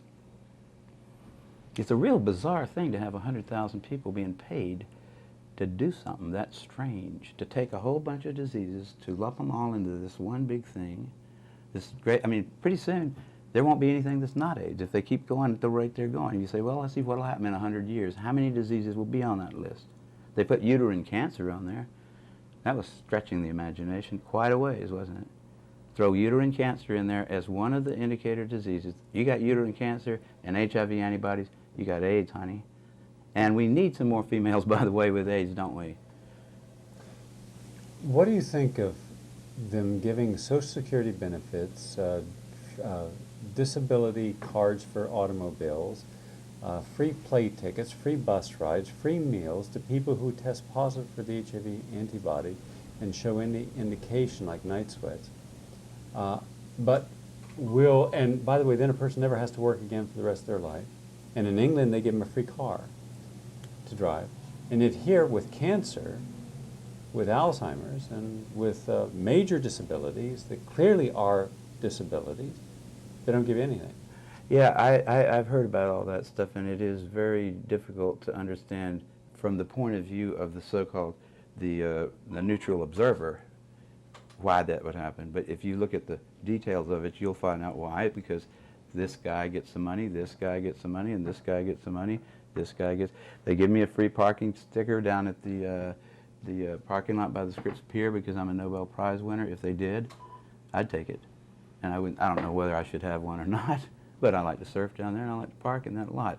But I mean, people will take things if you give them to them. And if the process of giving out the money, everybody's always skimming it, right? I mean, in government handout things, if somebody's always making money off the process of giving it away, don't you think? I mean, and it's become such the issue of this ridiculous thing, this whole, it's like, it may be that we'll never understand how we got into that because it's so complicated. But we got into this mess. I mean, it was a reaction to the 60s and the early 70s. Can we afford to be honest about AIDS? Is it too late for us to extract ourselves because of liability and acknowledging that there may have been medical genocide committed? The first time I heard Charlie Thomas say this, I thought, Thomas, you're being a little bit too rude there. But I started thinking about it, and I was, the way to get rid of AIDS is to stop funding it. Just stop everything that's called AIDS research. Somebody tries to get a grant for AIDS research, say, we don't do it anymore. We don't have AIDS. If you want to study pneumocystis carinii, we'll maybe look at your paper and see if you've got something to say about that. You want to study any one of those diseases by itself, try to cure it, we'll talk about that. But we're not going to talk about AIDS anymore. Just like in the 17th century, they decided to stop talking about God in science. It was too complicated. It started a war. You know, I mean, you get Catholicism gets confused with science, you have trouble. And I think here we've got a similar kind of problem. We've got a religious phenomenon almost, a large segment of the population that has very strong opinions about something and beliefs, right? I mean, that's a religious kind of a thing, and it's tangled up with science. It needs to be untangled. The way to untangle it is to use the analytic kind of method that we used before. Pick them apart. Don't talk about this overall disease called AIDS. Say, have you got pneumocystis carinea? Have I got pneumocystis carinea? That's a question we can answer. We know that organism. We can detect it. What do you do about that, you know? That's a reasonable question. But whether or not you have AIDS or not is not. Because the definition of AIDS is so complicated that nobody can understand it. You know, and it's like, it's the same kind of thing it's like it becomes, when beliefs get tangled up with facts, matters of fact, become matters of religious kind of significance, where if somebody gets mad at you for asking him a question in a scientific meeting, or says, we're never going to have Kary Mullis at the European Union of whatever kind of scientists, or they put it in Nature, because he came in there and had the audacity to tell people that it might not be that bad to have sex.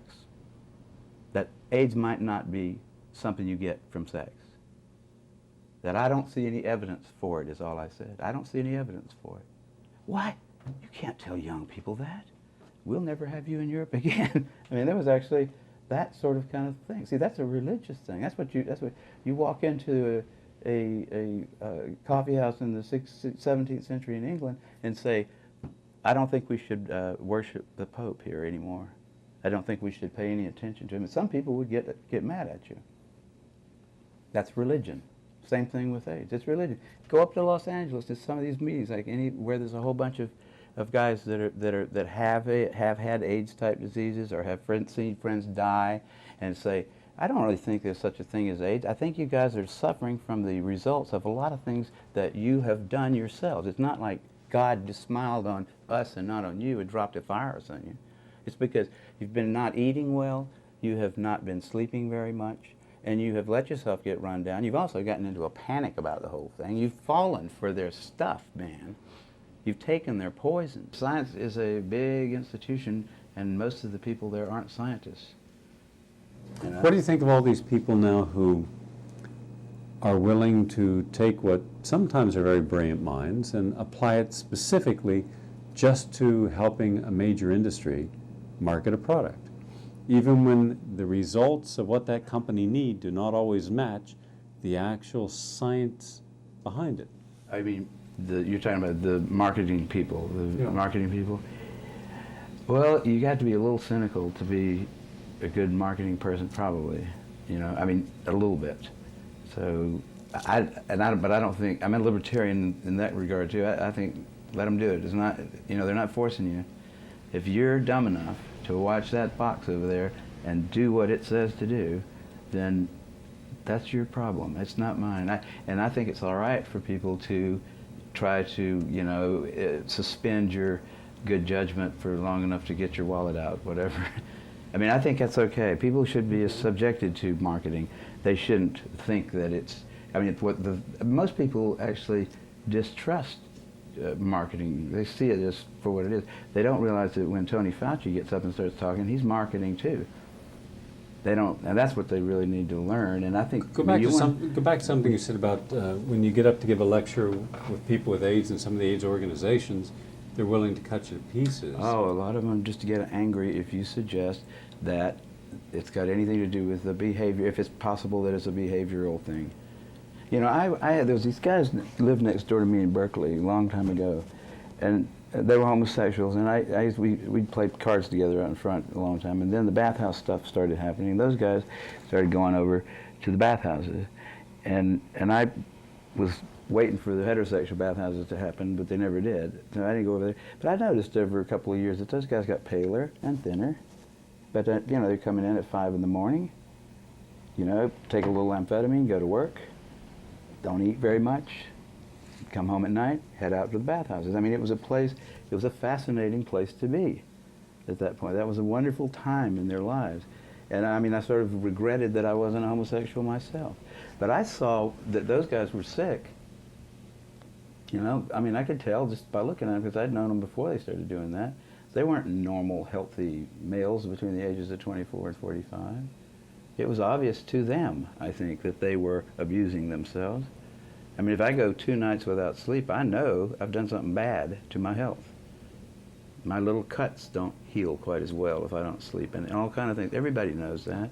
Those guys somehow decided when they started dying that it wasn't their lifestyle, which was radically different from other people's, that was causing it. It was something else. And then here comes here comes Gallo and Montagnier and the NIH saying, that's right, it's something else. It's something you didn't have. You're not responsible for it. You're just the beginning of it. We're all going to get it.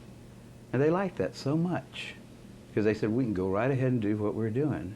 We just have to do a few little things differently, and then we'll be okay.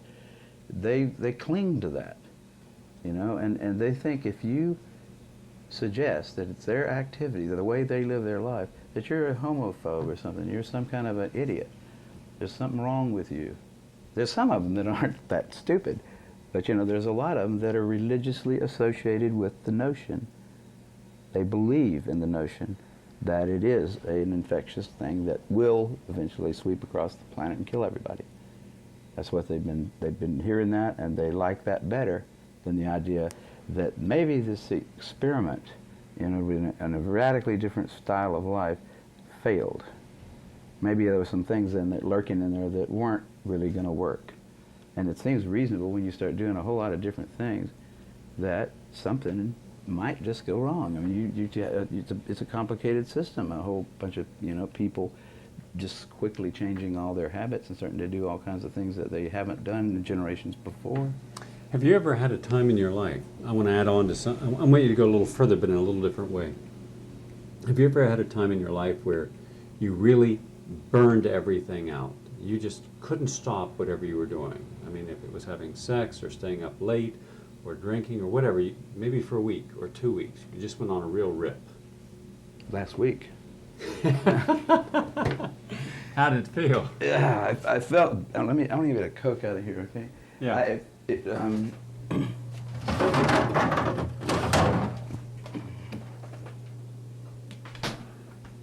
My co-author on this book was in town for a week and a half, and we just, we spent a lot of time, we'd work every day for about 5.5 hours, and then we'd play really hard, and by, we really started on Cinco de Mayo, that weekend, Cinco de Mayo, we started around Thursday, and by Monday, I felt like we had just about got to the edge of death, that if we went any further with that kind of a, with no sleep, no real food, lots of tequila, just, crazy, wonderful women just happened to be coming through all the time, and it was a lovely time. But I knew, and David did too, we'd got to the end. If we'd go and push that any further, it would be really bad. So I don't do that very often. Okay, but no, wait, I'm not finished yet, all right? Okay. That's the first part. Now, let's say that we gave you hepatitis, not once, not twice, but 5 times. And then when you woke up in the morning, before you had the cigarettes and the alcohol, we gave you a handful of antibiotics. Let's say we gave you a bunch of penicillin.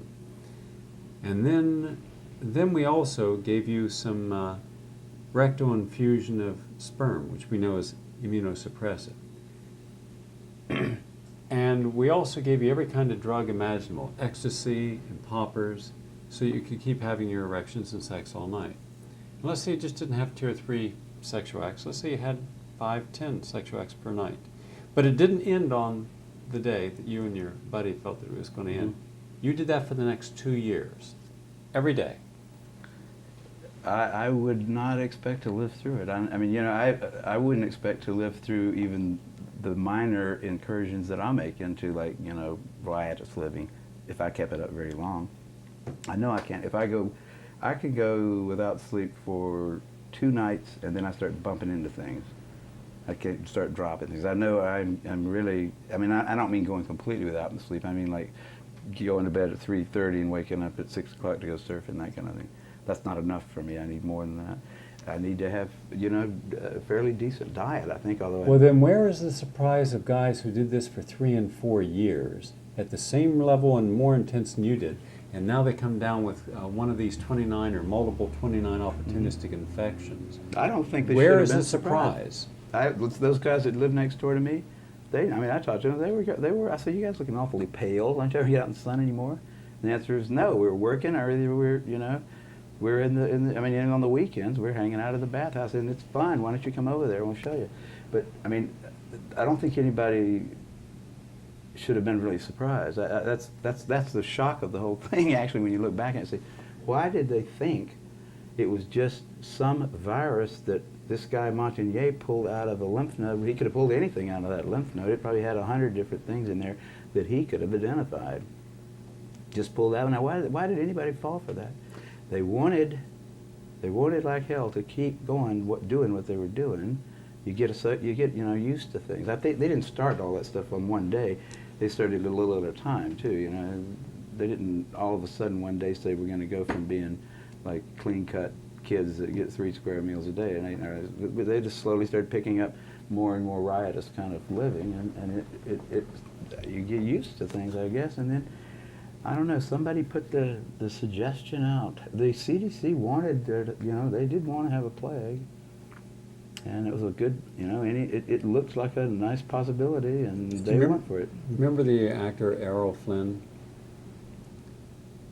He was a swashbuckler. He was in, Robin Hood and Captain Blood. And he died on his 50th birthday, or around his 50th birthday. He was only 50 years old.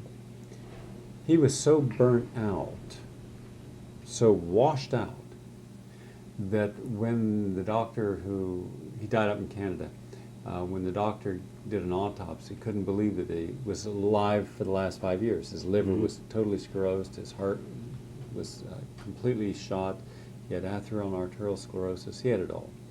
And he looked about 90. Now, he drank every day, he smoked every day.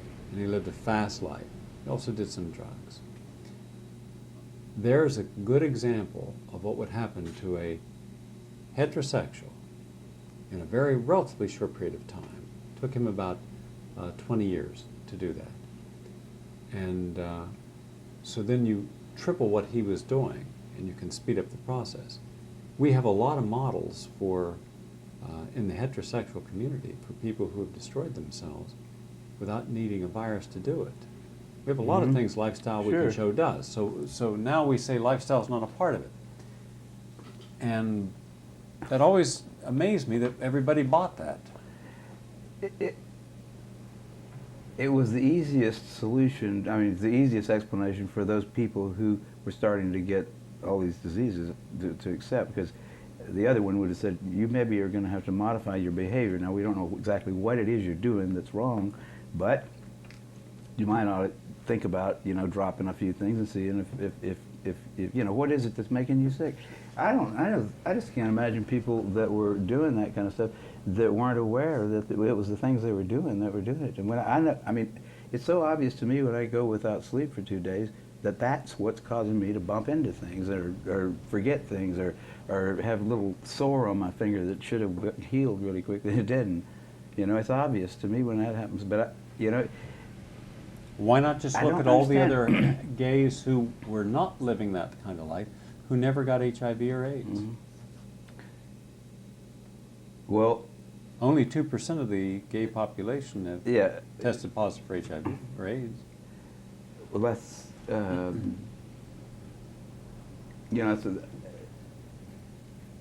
there's so many. It's when you this particular whatever it is, you can't call it a hoax, you can't call it a conspiracy, you can't call it. It's something that's so bizarre that to try to explain it to somebody, they don't. It's almost like they can't possibly believe how bad it is, how dumb it was, how crazy. That's one of the reasons I think that Duisberg had a hard time convincing anybody at all, because he was saying, look, every single thing here is wrong.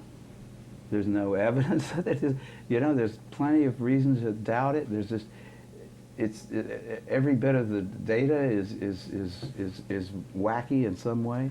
All the conclusions are wrong. All of them are wrong. That's what I think. That's when if there's been one little thing wrong, then it's easy to say, well, here's one little thing that's wrong here, and people will deal with that a lot easier. Than the entire AIDS establishment is absolutely guilty of some hideous sins, and everybody's been fooled. Everybody on the planet has been fooled by a handful of greedy people without any scruples and no brains. That's hard to believe. See, I was like, no, it can't be. My mother wouldn't go for it. I said, Mother, I've studied this really well, and I'm telling you, there ain't no epidemic, Mom. There isn't an epidemic. There isn't anything out there that is causing people to die that's called HIV. It's just not. No, Kary, I read it everywhere I look. I go, you know, and Mother, the entire medical establishment is wrong, and I'm right. No, you can't possibly be right, Kary. They wouldn't do that. They couldn't possibly be wrong. Every radio station you listen to, every television station, everywhere you turn, there's somebody telling you that there is an epidemic of some organism that is fatal and that you get it from sex. So how can you come in here and tell me that? Do you think that it should be renamed Dumb or Dumber? Dumb or Dumber? After the movie? You know, I think that some of those people really ought to be, you know, there's 100,000 of them, right? Yeah. There's probably about half of those people are just too dumb to know what they've done. The other half of them have just been too dishonest. They have not the heart or the reason or the testicles to say, you know what, we screwed up really bad. And I think we've got too many scientists anyhow. We might just take those guys out, Alamogordo, and drop another bomb out there. Just get rid of them. I think that we're going to do that to, you know, the guy that killed 200 people in Oklahoma. He was an idiot, you know, misguided, but powerful. He could make bombs. These guys are the same way. They're idiots, misguided, and they're powerful, and they have been killing people right and left. And the people they hadn't killed, they think of all the suffering and misery they've caused. Just the fear of AIDS has probably killed about 1,000 people, just the fear. You know, it doesn't make you feel good to think you might be getting a fatal disease all the time and worrying about it every morning. Say, is this cold the beginning? Is this flu the beginning of AIDS? You know, a lot of people with HIV are always worried. Every time they get any little disease, they're worried, sick about it, and some of them probably end up dying just because they're worrying about it. You know, I mean, worries, it's not one of those things. Bone pointing. It's what? Bone pointing. Bone pointing, yes. It's sort of like bone pointing. Yeah, the Aboriginal quality of pointing a bone and condemning someone, and that allows them to go out and die. There's things that I can see there, but I just don't know how to talk about it. If you look at them long enough, you say there's a lot of interesting stuff there. And that's probably the way atoms look somehow like that. And they go down infinitesimally in structure. You don't get down to any shiny little balls anywhere. And just all the things that we really started with when we started trying to decide what matter was made out of turn out to not make sense in light of what we find out using those assumptions going in, you know. You come up with something like a neutrino. Well, that's a cool little particle, isn't it? No mass, but angular momentum. Carrying the angular momentum of an electron. Well, that's a really sort of interesting idea, isn't it? So we don't know anything. And it's like not unlike, I mean, we're only here because we learned how to eat, not because we had slide rules, you know. We're here because we know how to eat and mate, and maybe bring up our young to where they can do that. And that's not, you know, it's shocking to me that we know anything. I mean, that we can build a jet plane that can usually fly is an amazing. It's got to do with we cooperate. We have written language, and I mean, none of us could do that. Actually, I couldn't even make a book. You know, by myself, I couldn't make a damn Coke can if I had to. I don't know all the things you need to know. None of us is very smart, really. We don't know anything much. I know a few things, and you know a few things, and all of us together, you know, it's a miracle that we're here. And I don't think it's the weak anthropic principle kind of thing operating either. I didn't go for that. I think it's stuff that we just, you know, it's way beyond our comprehension. That's why religion is a thing that people do continually seek out. Some people somewhere inside of you know that it's a lot weirder than that. You know, it's stranger. I think some British guy said, life, the universe is not only stranger than we imagine, but stranger than we can imagine. And I think that sort of, you know, that is something that struck me a long time ago as being, yeah, we're pretty arrogant to think that just by learning how to copulate and eat and raise our kids, that we're going to learn about the inner workings of the entire universe. And when we run out of information, we just come up with something like the primary, first, the way you start in cosmology, you say, well, if you can't see it, it's like everything you can see. Right? If it's the whole universe must be homogeneous, because if it weren't, we wouldn't be able to talk about it here in this classroom, right? That was lame the first time I heard that. And I thought, wow, that's right, because you couldn't talk about the whole universe, since 99% of it's invisible to you. So you have to assume that the same laws apply everywhere. If they don't, then you can't even make up a theory about it, right? It doesn't matter that it's not testable at all. I have my own cosmology published in Nature, by the way. That was funny as hell. When I was a second-year graduate student, I published a paper called The Cosmological Significance of Time Reversal in Maddox's magazine. And he took it. And I wasn't a cosmologist or even an astrophysicist. I'd read Scientific American a little bit, taken some acid, and had some dreams about how things were, wrote myself a paper and got it published. Suddenly, I was writing, I was saying, the Big Bang Theory is not right, and the steady state theory is not either. This is a good idea right here, what about it? Published it. When I sent PCR, no thanks. They rejected it. Nature rejected the PCR paper that I wrote, and so did Science. Both of those austere magazines. But Nature took the cosmological significance of time reversal, which was the sort of lunacy of a sophomore, a second-year graduate student in biochemistry. When that happened, that was my first real shock about science. I said, there's nobody minding the store, There aren't any wise old men up there. How could this happen? How could they let me publish this theory in Nature? It's not like in some backwater journal. Nature. A lot of the professors in the department said, what in the hell is this? One of our graduate students just put his own paper in Nature, and it's not even about biochemistry? It caused it's weird what that did to my career at Berkeley. People said, well, he's weird, but AIDS is a lot of people think of it as a conspiracy by some group or something like that. But it's just something that happened. It's a thing that really fit right into the historical framework, and it went exactly the way a sociologist looking at history would have said, yes, something like that ought to happen, and it happened. And there's the thing that I learned back in 1968 when I first published a paper by myself in Nature in a field that I had no expertise in at all. There are no old wise men up there at the top of science, which I really did until '68. I would have thought, if you try to publish a dumb paper in a journal like Nature, it won't get published. If you try to publish a good paper in there, like I later tried to publish PCR, the invention of PCR, in the same journal, and they didn't take it. So it's up there. There isn't an up there. There's no place up on the Academy of Science is just a bunch of idiots, just like everybody else. The editors of journals, austere journals even, they're just busy with their little lives and stuff. There are no old wise men up on the top making sure that we don't do something really dumb. And we are kind of like the children of the apes that we came from. We're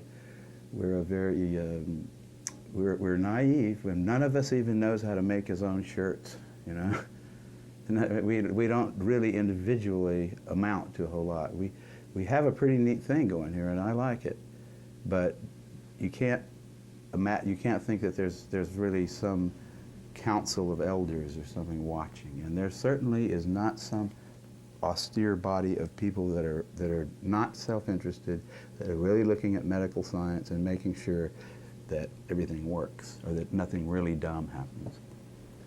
We're on our own here. Kary, what would happen if half the scientists in the United States came here, could live right across the street from the Pacific Ocean, see beautiful sunrises, sunsets, have a lot of nice sex, have a refrigerator with beautiful women with nice bodies, hang out with some good people, and enjoy this kind of lifestyle? You think you get a little different? Would they be different? Would they be different? No, I think people are gonna, we're really bound to remain human. Human is what we are, and human is, we have foibles, right? our warranty runs out probably when we're about 35, for one thing. You know, we're with old, wise men. We're not involved in evolution because they didn't exist. I mean, there weren't any people over 35 probably until at least 100,000 years ago, when people started carrying things around that they could bash animals with and stuff like that. So I mean, old, wise men are kind of a new development. Old, wise women are a new development. We're very, so, and I think that humans will always just be, you know, we have to think of ourselves as a bunch of kids. I mean, I think there was a real, you know, somewhere back in there when we came out of the trees and hit the ground, there was a neoteny kind of an event where we stopped growing up. We were babies of the apes that got old enough, we got capable of reproduction. You know what I mean? That something had to happen there to keep us, to make that transition. And if we look around and think of ourselves as kids, you know, just a bunch of kids, then I think we see much better who we are than if we think of ourselves as being, you know, mature. I always think of myself as a kid. I roller skate, and I play, you know, and I love the little kids to play with, and I don't ever think of myself as mature at all. And I think that that's a better way of looking at humans than that as they start looking older that they somehow get wiser, because it's not my experience that they do. Kary Mullis, fun talking with you. Well, it was a pleasure talking with you. Let's go get something to eat.